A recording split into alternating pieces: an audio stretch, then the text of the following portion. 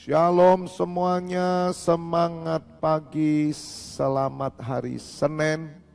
Dengan cepat kita buka surat Titus. Titus 1 ayat 5. Aku telah meninggalkan engkau di Kreta dengan maksud ini, supaya engkau mengatur apa yang masih perlu diatur dan supaya engkau menetapkan penatua-penatua di setiap kota seperti yang telah kupesankan kepadamu, yakni orang-orang yang tak bercacat, yang mempunyai hanya satu istri, yang anak-anaknya hidup beriman dan tidak dapat dituduh karena hidup tidak senonoh atau hidup tidak tertib. Sebab sebagai pengatur rumah Allah, seorang penilik jemaat harus tidak bercacat, tidak angkuh, bukan pemberang, bukan peminum, bukan pemarah, tidak serakah, melainkan suka memberi tumpangan, suka akan yang baik, bijaksana, adil, saleh, dapat menguasai diri, dan berpegang pada perkataan yang benar, yang sesuai dengan ajaran yang sehat, supaya ia sanggup menasihati orang berdasarkan ajaran itu dan sanggup meyakinkan penentang-penentangnya. Karena sudah banyak orang hidup tidak tertib, terutama di antara mereka yang berpegang pada hukum sunat. Dengan omongan yang sia-sia mereka menyesatkan pikiran. Orang-orang semacam itu harus ditutup mulutnya, karena mereka mengacau banyak keluarga dengan mengajarkan yang tidak-tidak untuk mendapat untung yang memalukan. Seorang dari kalangan mereka, nabi mereka sendiri pernah berkata, dasar orang Kreta, pembohong, binatang buas, pelahap yang malas. Kesaksian itu benar, karena itu tegurlah mereka dengan tegas, supaya mereka menjadi sehat dalam iman. Dan tidak lagi mengindahkan dongeng-dongeng Yahudi dan hukum-hukum manusia yang berpaling dari kebenaran. Bagi orang suci semuanya suci, tetapi bagi orang najis dan bagi orang tidak beriman sesuatu pun tidak ada yang suci, karena baik akal maupun suara hati mereka najis. Mereka mengaku mengenal Allah, tetapi dengan perbuatan mereka menyangkal Dia. Mereka keji dan durhaka dan tidak sanggup berbuat sesuatu yang baik. Katakan amin. Berbahagialah Bapak Ibu Saudara yang mendengar firman Tuhan, merenungkan dan melakukannya. Saya memberikan judul pesan Tuhan pagi hari ini adalah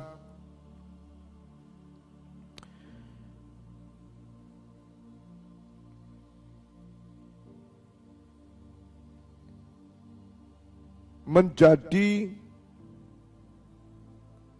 orang yang sehat dalam iman. Menjadi orang yang sehat dalam iman.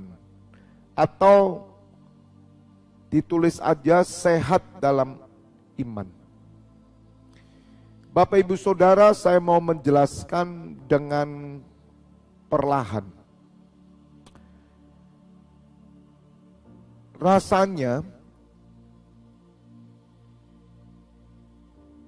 tidak mungkin ya, rasanya kalau kita lihat bersama-sama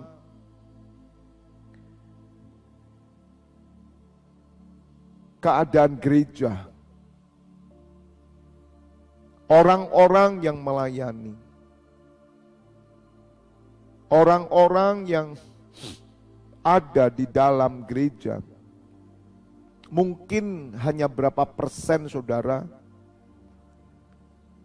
yang disampaikan oleh surat Titus ini. Sebab ada banyak orang yang tidak sehat dalam iman. Tapi mereka melayani. Dan ini menjadi PR sesungguhnya. Karena saya melihat bagaimana wibawa gereja sudah hilang. Karena sesungguhnya pemimpin-pemimpin gereja lebih mengedepankan kasihan. Saya pun bisa merasakan. Kita melihat orang-orang yang melayani Tuhan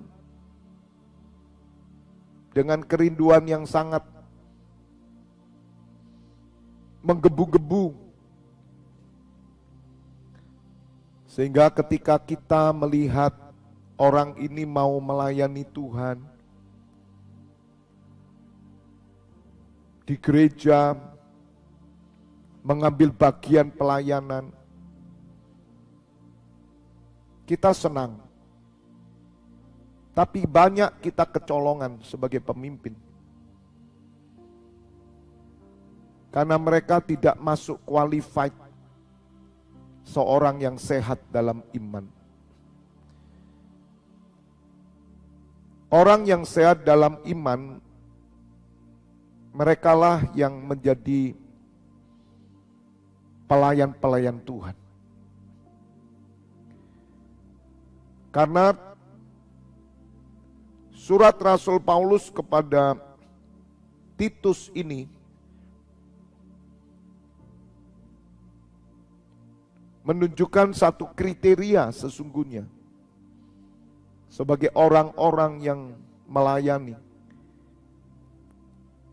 atau jika konteksnya hari ini apa yang kita lakukan adalah syarat-syarat orang bisa menjadi imam.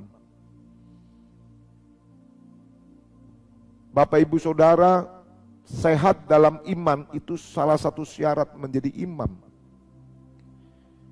Oleh karena itu di awal saya sudah katakan bahwa itu kadang kelemahan.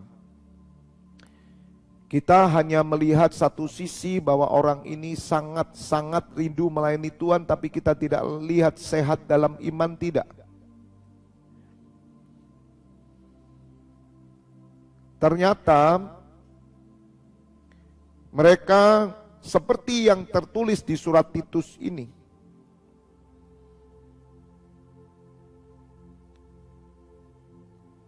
Karena mereka melayani Tuhan. Mereka bukan tampil. Mereka bukan melayani manusia. Tapi melayani Allah Yahweh. Melayani Elohim. Sehingga mereka harus benar-benar memiliki karakter yang baik. Sebagaimana yang dikatakan oleh Rasul Paulus kepada Titus untuk menetapkan penatua-penatua, pelayan-pelayan, orang yang tak bercacat. Jadi Bapak Ibu Saudara, seorang pelayan tidak boleh bercacat, Saudara. Sekali lagi, ini satu kelemahan hampir semua gereja. Supaya Bapak Ibu Saudara mengukur sendiri kelayakan saudara menjadi imam. Dan kita harus mengubah diri kita. Supaya perkenanan Allah ada dalam hidup kita. Jangan menjadi orang yang bercacat. Bapak Ibu Saudara minta maaf, cacat itu tidak sempurna, tidak utuh. Orang yang cacat itu, orang ini memiliki satu perbuatan yang tidak terpuji.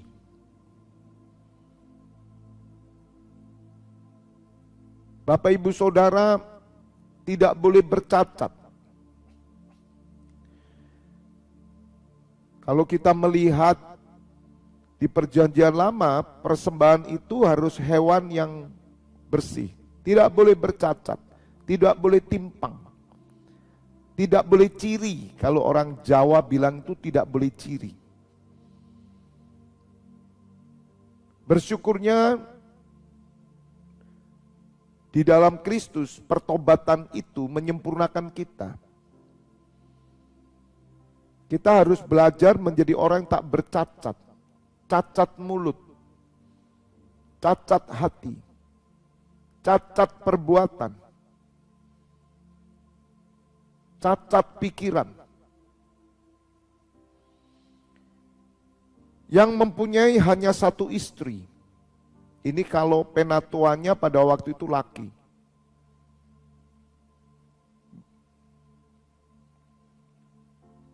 Yang anak-anaknya hidup beriman.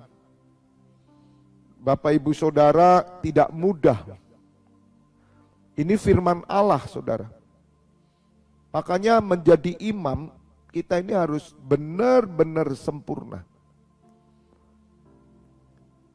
Jika hari ini kita praktekkan Bapak Ibu Saudara ya, apa yang tertulis di Alkitab ini,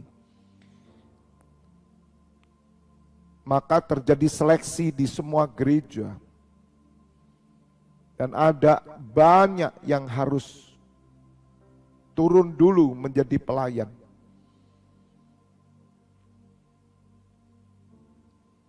Sebagaimana doa kita, ada imam-imam yang keluarganya saja hancur. Ada imam yang hubungan suami istri hancur. Ini sesungguhnya imam ini kalau ditulis di perjanjian baru ini adalah laki-laki, saudara. Memang laki-laki itulah yang pelayan. Sebetulnya di zaman Rasul Paulus wanita tidak boleh melayani. Nah, anggota NCCI 90% wanita. Karena kasih karunia. Anak-anaknya harus hidup beriman, saudara. Kalau seorang imam anak-anaknya tidak karu-karuan, menurut surat Paulus ini kepada Titus, maka dia tidak boleh melayani. Berat ya Bapak Ibu Saudara? Maka itu kita ini bersyukur loh Bapak Ibu Saudara. Kalau saudara masih diberi kesempatan menjadi imam di tengah-tengah keluarga yang hancur. Karena satu hal, saudara merindukan pemulihan.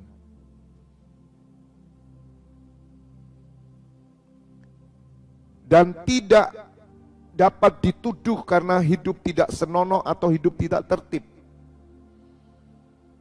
Bapak Ibu Saudara, seorang imam tidak boleh hidup tidak senonoh atau tidak tertib. Tidak jadi panutan, tidak jadi teladan. Sebagai pengatur rumah Allah, seorang penilik jemaat harus tidak bercacat, tidak angkuh, bukan pemberang. Pemberang ini pemarah. Bukan peminum, suka mabuk, ngerokok, dan sebagainya. Masih banyak pendeta ngerokok, masih banyak pendeta minum-minum, masih banyak pelayan-pelayan Tuhan merokok, minum-minum, tidak serakah, melainkan suka memberi tumpangan, suka akan yang baik, bijaksana, adil, saleh, dapat menguasai diri, dan berpegang pada perkataan yang benar yang sesuai dengan ajaran yang sehat, supaya ia sanggup menasihati orang berdasarkan ajaran itu dan sanggup meyakinkan penentangnya.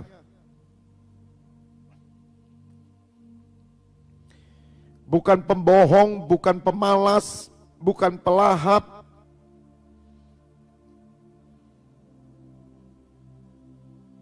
Dan firman Tuhan berkata bahwa tegurlah mereka dengan teras, dengan tegas, supaya mereka menjadi sehat dalam iman.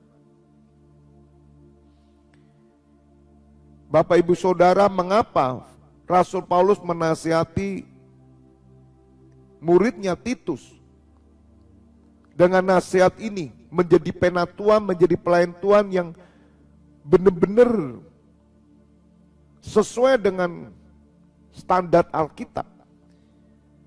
Karena ayat 15 ini penting. Bagi orang suci semuanya suci. Tetapi bagi orang najis dan bagi orang tidak beriman sesuatu pun tidak ada yang suci. Bapak Ibu Saudara, seorang pelayan yang cacat, maka pelayanannya najis. Seorang pelayan yang kotor, tidak beriman, tidak ada yang suci yang dia lakukan. Jadi Bapak Ibu Saudara, ini kalau pikiran sederhana, kalau saudara melayani Anda itu cacat, Anda itu tidak sesuai kriteria, maka yang kau pegang pelayananmu itu kotor. Tapi kalau engkau suci, engkau bersih, maka yang kau pegang itu bersih. Berat ya Bapak Ibu Saudara ya. Berat sekali loh Bapak Ibu Saudara. Maka itu kita nggak boleh sombong dong. Kalau kita sekarang ini bisa melayani, saya memberikan kesempatan Anda jadi imam, jangan sombong. Berarti orang yang merokok ketika dia melayani, pelayanannya kotor. Orang yang mabuk melayani, pelayanannya kotor. Orang yang cabul melayani, pelayanannya kotor. Pembohong, penipu, dia melayani, maka pelayanannya kotor. Bapak Ibu Saudara, kriteria ini tidak mudah. Apalagi saya sebagai seorang gembala. Kalau saya kotor, maka gereja yang saya pegang itu kotor. Pertanyaan saya, apakah saudara mau masuk gereja yang kotor? Pasti saudara tidak mau. Pertanyaan saya kedua, saudara kenal nggak sama gembala saudara? Saudara tahu nggak dengan karakter gembala saudara? Saudara tahu nggak dengan perilaku gembala saudara? Saudara melihat keluarganya tidak? Saudara melihat semuanya tidak? Bapak Ibu Saudara, sekali lagi, kalau ini saya bongkar semua saudara, banyak gereja yang gugur, banyak gembala yang gugur, banyak imam yang gugur. Tapi sekali lagi Bapak Ibu Saudara, karena kasih karunia Allah, saya ini diteguhkan oleh Roh Kudus. Untuk supaya bangkitnya keimaman itu, karena saudara adalah bait Allah. Yang terpenting saudara jangan kotor. Makanya saudara harus bisa menguasai diri. Kalau saudara imam ini, ada keluargamu belum mengerti kebenaran, it's okay. Karena saudara mungkin baru percaya dan keluarga saudara belum kenal. Tapi kalau saudara sudah satu keluarga ini Kristen, dan anak-anak kita ini tidak hidup dalam iman, saudara orang yang tidak bisa bertanggung jawab kepada anak-anak saudara, maka kriterianya gugur.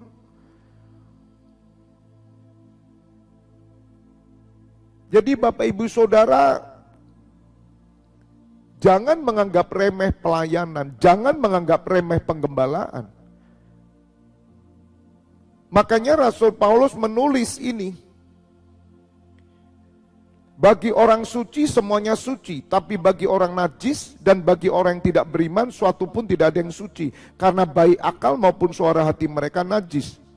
Mereka mengaku mengenal Allah, tetapi dengan perbuatan mereka, mereka menyangkal Dia. Mereka keji dan durhaka dan tidak sanggup berbuat sesuatu yang baik.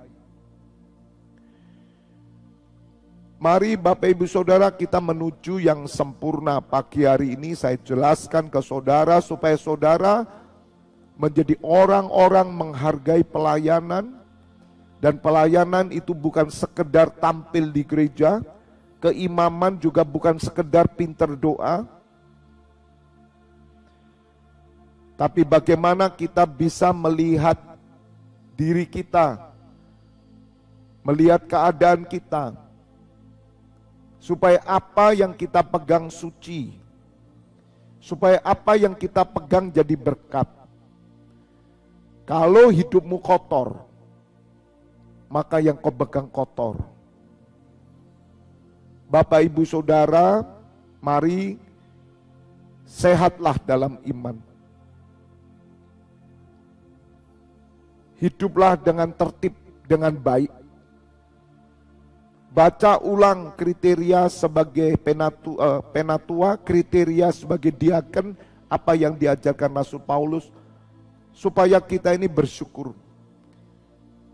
Sebab dengan mudahnya orang berkata, Pak, saya berhenti dari pelayanan.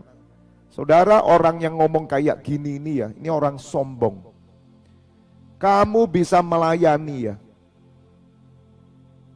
itu karena kamu pantas melayani. Kalau dibuka semua oleh Tuhan, kamu itu tidak pantas jadi imam. Makanya kalau orang berhenti dengan enaknya pelayanan, keimaman, siapa kita ini? Padahal hidup keluargamu masih kacau. Kamu tidak bisa ngatur rumah tanggamu, kamu tidak pernah berdiri sebagai imam, kamu itu gak benar, hubungan suami istri gak benar, orang tua anak gak benar, semua kacau, hidupmu gak tertib, tidak sehat dalam iman, kamu cuman pinter pelayanan, kamu cuman pinter doa, pinter nyanyi, pinter main musik, tapi hidupmu amburadul. Saudara, terus kemudian kita berkata, Pak, saya tak berhenti pelayanan ya Pak ya. Ini orang sombong, saudara. Mari kita renungkan supaya kita itu meremehkan gereja. Jangan kita meremehkan pelayanan keimaman. God bless you all.